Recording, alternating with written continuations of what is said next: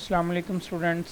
Chemistry का हमारा lecture number 15 है, जिसमें हमने मॉलिक्यूलर मास और फार्मूला मास के बारे में पढ़ना है।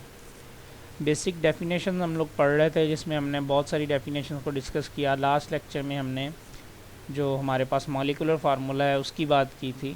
तो हम अगर देखें तो मॉलिक्यूल्स जो होते हैं हमारे पास, उनको जब हम रिप्रेजेंट करते हैं, उनको रिप्रेजेंट करने के लिए हम लोग मॉलिक्यूलर फार्मूला का यूज़ करते हैं। मॉलिक्यूल्स को रिप्रेजेंट करने के लिए मॉलिक्यूलर फार्मूला का इस्तेमाल किया जाता है। अब मॉलिक्यूलर मास का ये मतलब है कि मॉलिक्यूलर फार्मूला के अंदर जितने भी एटम्स प्रेजेंट हैं, मॉलिक्यूलर फार्मूला के अंदर जितने भी एटम्स प्रेजेंट हैं, उनके एटॉमिक मासेस को जब ऐड कर लिया जाए आपस में, तो वो कहलाता है मॉलिक्यूलर मास। मॉलिक्यूलर फार्मूला में हमारे पास जितने भी एटम्स मौजूद हैं, जब हम उनका एटॉमिक मास, जिसे मास नंबर भी कहते हैं, हमने पीछे पढ़ा था एटॉमिक नंबर और मास नंबर का डिफरेंस, उसको जब हम ऐड कर लेते हैं तो वो उसका सम जो है हमारे पास मॉलिक्यूलर मास की फॉर्म में आ जाता है। हम एक एग्जांपल देख लेते हैं। वाटर है हमारे पास। वाटर का जो मॉलिक्यूल है उसे हम जिस फार्मूला से रिप्रेजेंट करते हैं उसे H2O कहते हैं। अब H2O में दो तरह के एटम्स मौजूद हैं, हाइड्रोजन और ऑक्सीजन।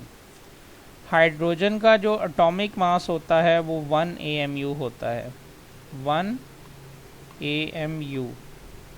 अब यहाँ पर हाइड्रोजन के टोटल 2 एटम्स मौजूद हैं, इसलिए ये 2 से मल्टीप्लाई हो जाएगा।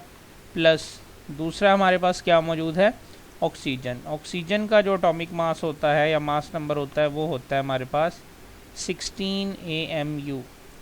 सेकेंडली जब फिर ये 2 इससे मल्टीप्लाई हो जाएगा तो हमारे पास 2 AMU हो जाएगा प्लस 16 AMU। तो वाटर का जो हमारे पास मॉलिक्यूलर मास आएगा वो 18 AMU आएगा।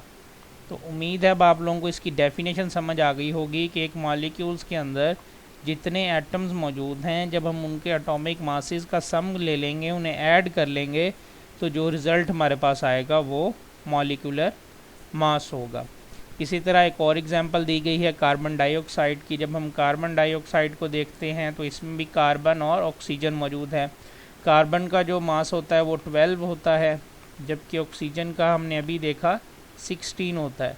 अब ऑक्सीजन के यहाँ पे 2 एटम्स हैं तो 16 2 से मल्टीप्लाई हो जाएगा, तो ये हमारे पास 32 AMU हो जाएगा। जब हम इन दोनों को ऐड कर देंगे तो हमारे पास 44 atomic mass unit AMU, atomic mass unit, जो एटॉमिक मास का यूनिट होता है वो AMU कहलाता है। तो कार्बन डाइऑक्साइड का जो हमारे पास मॉलिक्यूलर मास है वो 44 AMU आ जाएगा।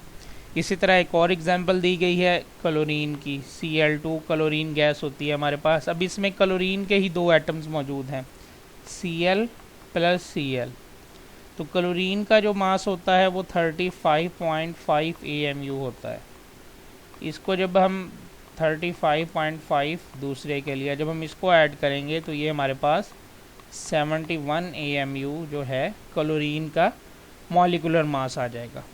तो इसकी प्रॉपर डेफिनेशन हम बुक से रीड कर लेते हैं, वहाँ से अच्छे से समझ आ जाएगी। सबसे पहले मॉलिक्यूलर मास की डेफिनेशन बताई गई है, the sum of atomic masses of all the atoms. तमाम एटम्स जो प्रेजेंट हैं इन वन मॉलिक्यूल, एक मॉलिक्यूल के अंदर, उनके एटॉमिक मासेस का सम जो है जब हम उन्हें ऐड कर लें तो वो क्या कहलाता है, मॉलिक्यूलर मास कहलाता है। For example molecular mass of chlorine, Cl2 का मॉलिक्यूलर मास 71 AMU है। किस तरह से, क्योंकि एक क्लोरीन का 35.5 होता है। दूसरी एग्जांपल H2O की हमने डिस्कस की, हाइड्रोजन के 2 और ऑक्सीजन का 16, तो वो 18 AMU। और इसी तरह कार्बन डाइऑक्साइड का 44 AMU। उसके बाद एक एग्जांपल दी गई है, उसमें पूछा गया है कि आपके पास नाइट्रिक एसिड है जिसका फार्मूला HNO3 होता है, उसका आपने मॉलिक्यूलर मास जो है वो आप कह लें निकालना है, कैलकुलेट करना है। तो हाइड्रोजन का जो एटॉमिक मास होता है वो 1 होता है, नाइट्रोजन का एटॉमिक मास हमारे पास 14 होता है और ऑक्सीजन का एटॉमिक मास हमारे पास 16 होता है। अब हम इन सब को ऐड कर लेते हैं। ये जो जनरल जो आप कह लें एटम्स हैं, इनके एटॉमिक मासेस जैसा कि आपके पास हाइड्रोजन, ऑक्सीजन, कार्बन, नाइट्रोजन, उसके बाद हमारे पास सोडियम आ जाता है, क्लोरीन आ जाता है। इन जनरल के आपको याद रखने पड़ने हैं ताकि अगर कोई शॉर्ट क्वेश्चन आता है तो आप उसे सॉल्व कर सकें। तो हाइड्रोजन का एटॉमिक मास 1 है, नाइट्रोजन का 14 है, ऑक्सीजन का 16 है। मॉलिक्यूलर मास का मतलब ये है कि तमाम एटम्स के एटॉमिक मासेस को ऐड कर लिया जाए आपस में। तो सबसे पहले एटॉमिक मास ऑफ हाइड्रोजन, फिर नाइट्रोजन, फिर ऑक्सीजन।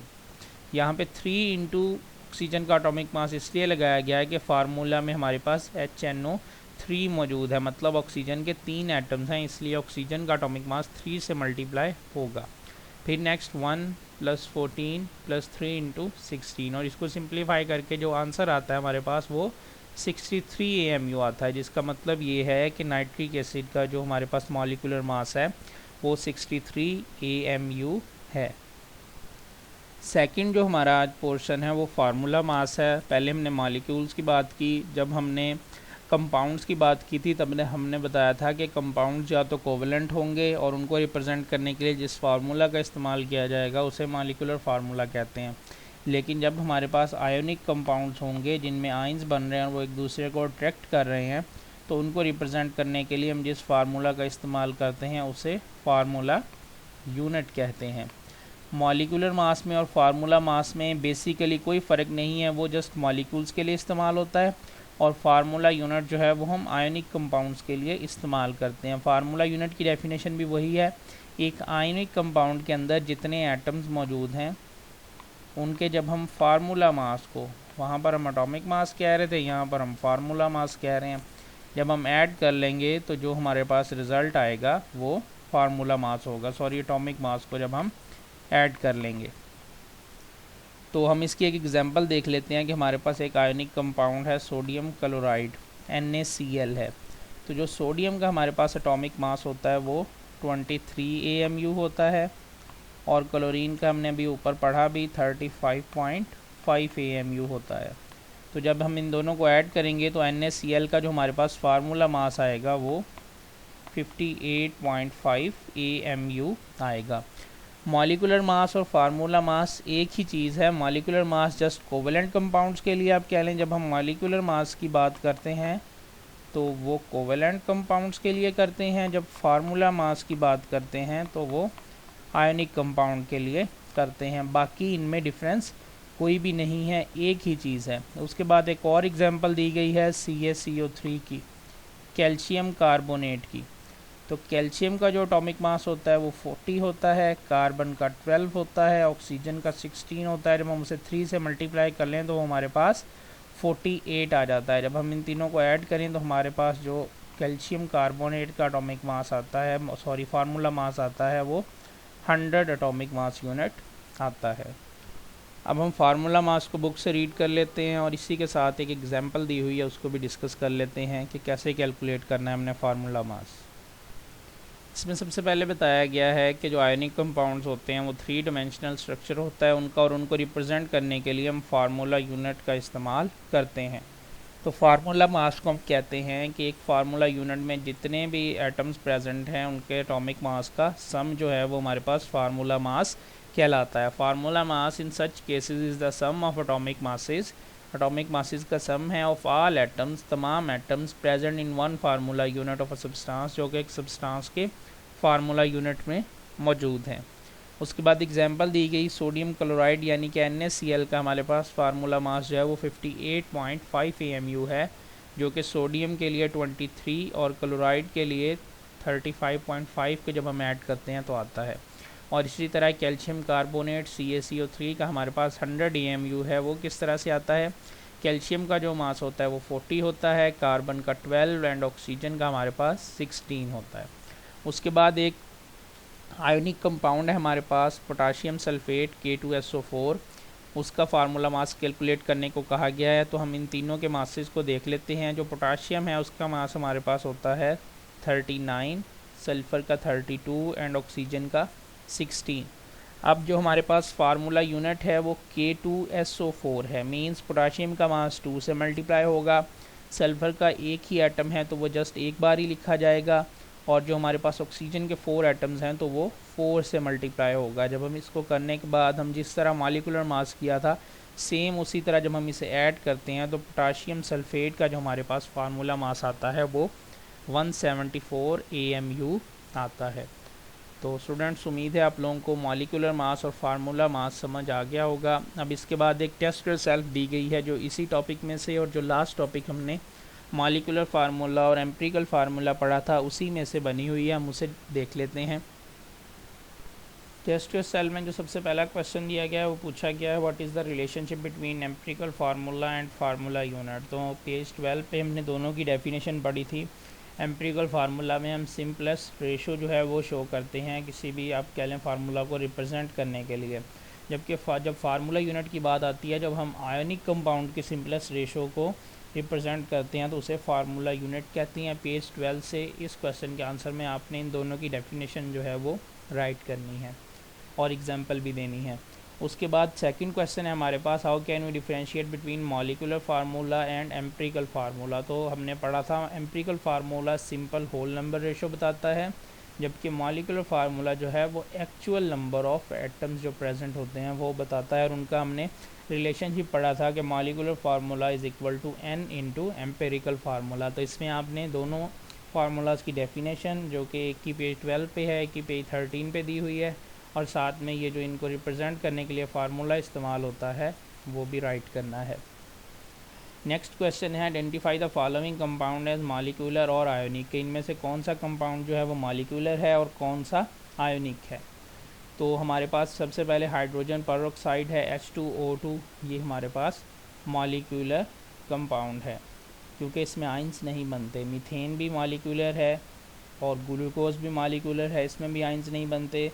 C12H22O11 ये सुक्रोज है हमारे पास, हाई लेवल शुगर है, इसमें भी जो है आइंस नहीं बनते। तो जो ये हमारे पास फर्स्ट 4 हैं ये हमारे पास मॉलिक्यूलर कंपाउंड्स हैं। उसके बाद BaCO3 और KBr ये दोनों हमारे पास आयनिक कंपाउंड है। इसमें Ba पे पॉजिटिव चार्ज होता है और CO3 पे नेगेटिव चार्ज होता है, जबकि इसमें K पे पॉजिटिव चार्ज होता है और ब्रोमीन पे Br पे नेगेटिव चार्ज होता है। तो जो लास्ट 2 हैं ये हमारे पास आयनिक कंपाउंड्स हैं और फर्स्ट 4 हमारे पास मॉलिक्यूलर कंपाउंड हैं।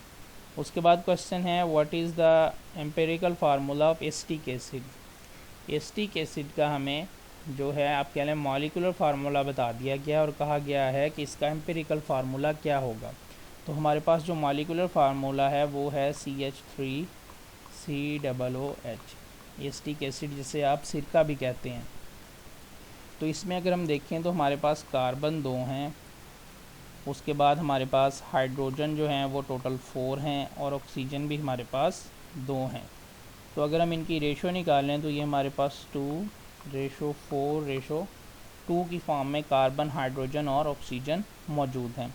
जब हम इसको मज़ीद सिंप्लीफाई करते हैं तो हमारे पास आंसर आता है 1:2:1, यानी कि CH2O के जो हमारे पास कार्बन है वो 1 रेशो में है, ऑक्सीजन हाइड्रोजन 2 रेशो में है और ऑक्सीजन भी 1 रेशो में है। तो जो हमारे पास एम्पिरिकल फार्मूला है एसिटिक एसिड का वो CH2O है। उसके बाद सेकंड जो पूछा गया है वो कहा गया है find out it's molecular mass, इसके मॉलिक्यूलर मास को फाइंड आउट करें। तो CH3COO, अच्छा भाई इसका हमने मॉलिक्यूलर मास फाइंड आउट करना है। मॉलिक्यूलर मास से हमने अभी पढ़ा कि जितने भी एटम्स प्रेजेंट हैं उनके एटॉमिक मासेस को हमने ऐड कर लेना है। तो इसमें 2 कार्बन हैं, 4 हाइड्रोजन हैं और 2 ही ऑक्सीजन हैं। तो कार्बन का जो मास होता है वो 12 होता है। अब 12 और ये 2 हैं तो ये हो जाएगा 24 AMU।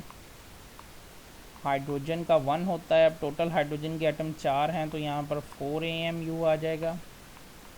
और ऑक्सीजन का जो होता है वो 16 होता है, ऑक्सीजन के 2 एटम्स मौजूद हैं तो ये हमारे पास 32 AMU आ जाएगा।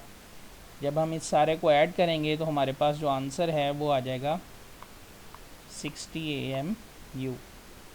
36 + 4 40 + 2 +20 60 AMU जो हमारे पास है वो एसिटिक एसिड का मॉलिक्यूलर मास आ जाएगा। उसके बाद जो नेक्स्ट क्वेश्चन है हमारे पास वो कहा गया है कैलकुलेट द फार्मूला मासेस। अब हमें आयनिक कंपाउंड्स दे दिए गए हैं 3, sodium sulphate, zinc sulphate and copper carbonate या कॉपरिक कार्बोनेट आप ऐसा कह लें, CuCO3। इसके हमने तीनों के फार्मूला मासेस को कैलकुलेट करना है। जो सबसे पहले हमसे पूछा गया है वो Na2SO4 का पूछा गया है। अब इसमें 3 तरह के एटम्स मौजूद है, सोडियम, सल्फ़र और ऑक्सीजन। तो सोडियम का जो एटॉमिक मास है वो 23 होता है। अब टोटल यहाँ पर सोडियम के एटम्स 2 मौजूद हैं, तो हम इसे 2 से मल्टीप्लाई कर देंगे। सल्फ़र का जो होता है वो 32 AMU होता है, सल्फ़र एक ही है तो जस्ट ये 1 ही रहेगा।